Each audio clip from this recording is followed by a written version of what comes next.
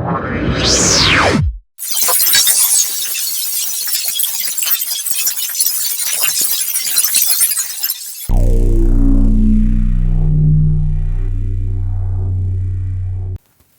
আলাইকুম, কেমন আছেন সবাই? আশা করি সবাই ভালো আছেন, আমিও ভালো আছি। সো আজকের ভিডিওতে আমরা দেখব যে অ্যাডোবি ইলাস্ট্রেটর দিয়ে কীভাবে আমাদের একটা লোগো ডিজাইন করতে হয় সেটা দেখব। তো আমরা এখান থেকে আগে থেকে একটা লোগো কিন্তু ডিজাইন করে রাখছি, তো এরকম লোগো কীভাবে ডিজাইন করতে হয় সেটা দেখব। সো কথা না বাইরে ডাইরেক্ট কাজ যাবো, তার আগে একটা কথা বলে নিই, সেটা হচ্ছে আমার চ্যানেল জন্য নতুন হয়ে থাকেন তারা অবশ্যই কিন্তু সাবস্ক্রাইব করবেন এবং বেল আইকনে ক্লিক দিয়ে রাখবেন, যাতে করে নতুন ভিডিও আপলোড করার সাথে সাথে আপনার কাছে পৌঁছে যায়। তো আমরা এখান থেকে কী করবো, আমাদের যে লোগোটা আছে এটা আমরা কিন্তু যে কোনো রেজুলেশনে যে কোনোভাবে কিন্তু ক্রিয়েট করতে পারবো। তো এখান থেকে আমরা একটা করে নিচ্ছি। তো এই লোগোটাই আমরা ক্রিয়েট করব। তো এখান থেকে আমরা যেটা আছে এটা আমরা সম্পূর্ণভাবে এটা ডিলিট করে দিব। আমাদের যে লোগোটা আমরা ডিজাইন করে রাখছি সেটা আমরা এখান থেকে ডিলিট করে দেব। দেওয়ার পরে আমরা এখান থেকে কী করবো, আমরা এখান থেকে ইলিপস টুল নিব। আমাদের ইলিপস টুল যেটা আছে আমাদের টুলবার থেকে আমরা ইলিপস টুল নিতে পারবো এখান থেকে। তো এখান থেকে আমরা ইলিপস টুল নিলাম। নেওয়ার পরে এখান থেকে আমরা কিবোর্ডের শিফট এবং অল বাটন ধরে আমরা ড্রাগ করে নিব। শিফট এবং অল বাটন দুইটা ধরে আমরা ড্রাগ করে নিব।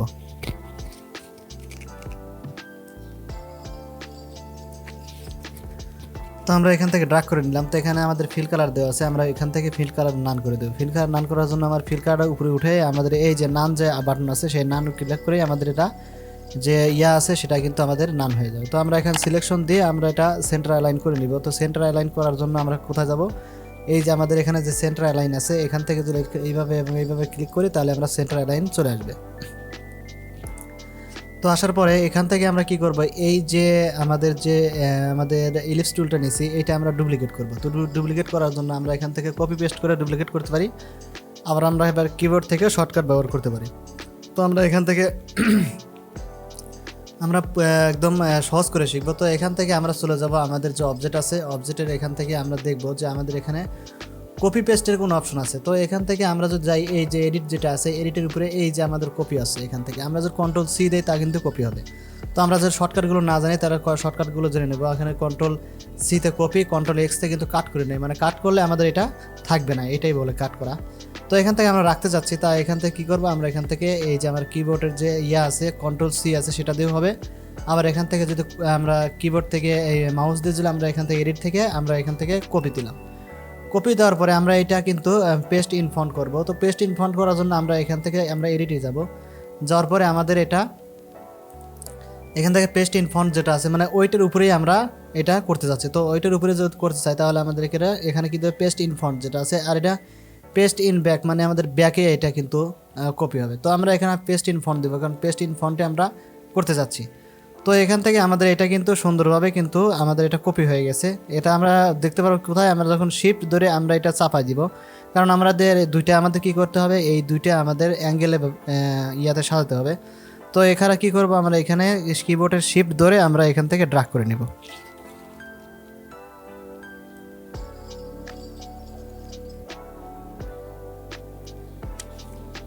তো এখান থেকে আমরা কিবোর্ড দিয়ে ড্রাগ করে নিলাম। আমরা দেখতেছি যে এখান থেকে আমাদের এটা কিন্তু খুব সুন্দরভাবে কিন্তু হয়ে গেছে। তো আমরা এখান থেকে কপি করছি এবং তারপরে আমরা এখানে সুন্দরভাবে ড্রাগ করে কিন্তু নিয়ে আসছি। তো এখান থেকে আরেকটা কাজ করতে পারি, সেটা হলো যে এখানে আমাদের এই যে আছে এটা আমরা কি করব, আমরা রোটেট করে নিব, আমরা 4টে ভাগে রোটেট করে নিব। তো এখান থেকে আমরা এই যে রোটেট টুল যেটা আছে এই রোটেট টুলে আমরা ক্লিক করব। ক্লিক করার পরে আমাদের এই যে সেন্টার যেটা আছে এখানে এই সেন্টারের উপর আমরা কিবোর্ডের অল্ট বাটন ধরে ড্রাগ করব। আমরা যদি অল্ট বাটন ধরে আমরা ক্লিক করি তাহলে এরকম একটা পপ আপ চলে আসবে। এখানে আমরা রোটেট কত ডিগ্রি অ্যাঙ্গেল করতে চাচ্ছি সেটা চলে আসবে। তো আমরা এখান থেকে কি করব, আমরা এখান থেকে 180 ডিগ্রি করে নিব। 180 ডিগ্রি করে নিব মানে আমাদের 180 মোট হচ্ছে 360 ডিগ্রি, আমরা 180 ডিগ্রি করে নিব। করার পরে আমরা এখান থেকে কিন্তু ওকে দেবো না, আমরা এখান থেকে কী দেবো, আমরা এখান থেকে কপি যেটা কপি দিব। তো কপি দেওয়ার পরে আমাদের এটা কি হলো, আমাদের এটা দুই পাশে কিন্তু সমান হয়ে চলে আসছে। আমরা যদি এখান থেকে দেখি, আমরা সিলেকশন টুলে যাই তাহলে আমাদের এখানে দুইটা কিন্তু সমানভাবে এইটা এবং এইটা খুব সমানভাবে চলে আসছে। তো এখান থেকে আমরা কি করব, আমরা নিচের ডাও সিলেক্ট করব। তো নিচের ডাও সিলেক্ট করার জন্য আমরা কিবোর্ড থেকে শিফট ধরে কিন্তু আমরা সিলেক্ট করব, তাহলে আমাদের দুটো একসাথে সিলেক্ট হয়ে যাবে।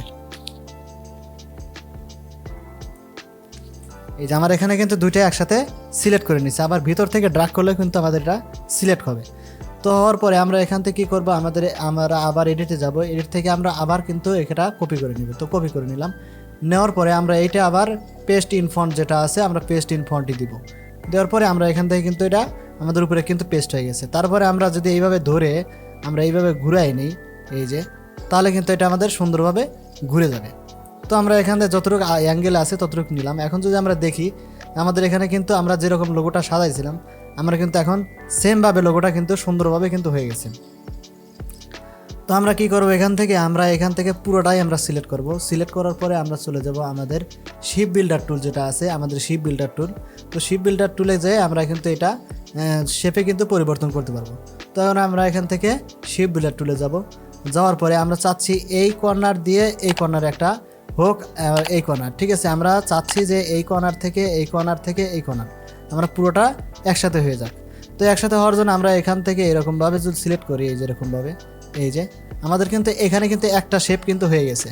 আবার আমরা চাচ্ছি এই পাশে করার জন্য। তো এই পাশে করার জন্য আমরা কি করব, আমরা এখান থেকে এইভাবে কিন্তু করে আর একটা শেপ কিন্তু ক্রিয়েট করতে পারবো এখান থেকে, ঠিক আছে। তো আমরা এখান থেকে কিন্তু দুই রকমভাবে হলো। তো এখান থেকে আমরা চাচ্ছি এটুকু সিলেক্ট করার জন্য, এই যে আমাদের এখানে সুন্দরভাবে কিন্তু এটা হয়ে গেল, আমাদের দুইটা শেপে কিন্তু রূপান্তরিত হয়ে গেছে, এটা একটা এবং এইটা একটা। তো আমরা যখন সিলেকশনে যাওয়ার পরে যদি আমরা দেখি আমরা এখান থেকে এইটা সিলেক্ট করি তাহলে আমাদের এইটা কিন্তু সিলেক্ট হয়ে গেছে। তো যাওয়ার পরে আমরা এখান থেকে প্যাটার্ন দিয়ে দেবো। তো আমরা এখান থেকে চলে যাব আমাদের যে কালার আছে সেই কালার যাব, আমরা যে কোনো একটা কালার আমরা এখান থেকে দিয়ে নিব এখান থেকে। তো আমরা এখান থেকে কালারটা একটু বড় করে নিচ্ছি। তো আমরা এখান থেকে এরকম একটা কালার দিলাম এই যে আমাদের প্যাটার্ন থেকে। তা এই পাশে সিলেক্ট করে এখান থেকে আমরা এরকম আরেকটা প্যাটার্ন দিয়ে দিলাম। এটা মূলত আমাদের প্যাটার্ন তৈরি করে নিতে হয়। তো আমরা আপনার প্যাটার্ন কীভাবে তৈরি করতে হয় আমার কিন্তু বিগত ভিডিওতে দেওয়া আছে যে প্যাটার্ন কীভাবে তৈরি করতে হয়। তো আমরা যে কোনো প্যাটার্নে কিন্তু এগুলো কাজ করতে পারবো। তো এখানে এরকম হওয়ার পরে আমরা যদি সিলেক্ট করি এভাবে, সিলেক্ট করার পরে আমরা চাচ্ছি যে আমাদের এইটা একটু রাউন্ডেড হোক। এই যে এখান থেকে আমাদের যেটা আছে এটা যদি আমরা ক্লিক করি তাহলে কিন্তু আমাদের এই প্যাটার্নটা এর সাথে যুক্ত হয়ে যাবে। এই যে আমাদের এটা কিন্তু যুক্ত হয়ে গেছে। মূলত আমরা এরকমভাবে আমাদের লোগোটা ক্রিয়েট করছিলাম। এটা আমাদের যে ব্রাশ আছে সেই ব্রাশের এখান থেকে আমাদের যে ইয়েটা আছে এইটা কিন্তু আমরা এখান থেকে নিছি। তো এখান থেকে এটা কিন্তু আমরা কালারটা চেঞ্জ করতে পারবো। যদি আমরা কালারটা চেঞ্জ করতে চাই আমাদের যে ফিল কালার যেটা আছে এটা কিন্তু কালারটাও চেঞ্জ করতে, শুধু কালার দিয়েও আমরা কিন্তু এটা কাজ করতে পারবো। এই যেরকমভাবে আমরা শুধু কালার দিয়েও কাজ করতে পারবো এই যে এখানে, ঠিক আছে। তো আমরা এখান থেকে কালার দিয়ে কাজ করি নি, আমরা মূলত আমাদের যে ইয়েটা আছে সেটা নিয়ে কাজ করছি। তো এখান থেকে আমরা সিলেক্ট করে দিচ্ছি, ঠিক আছে। তো মূলত এরকমভাবে আমাদের লোগোটা ক্রিয়েট করে। সো আজকের ভিডিও এখন তোই দেখা হবে নতুন ভিডিওতে। সেই পর্যন্ত ভালো থাকবেন, সুস্থ থাকবেন। আর যদি চ্যানেলটা ভালো লাগে তাহলে অবশ্যই সাবস্ক্রাইব করে দিবেন। সাবস্ক্রাইব বিদায় নিচ্ছি, আল্লাহ হাফেজ।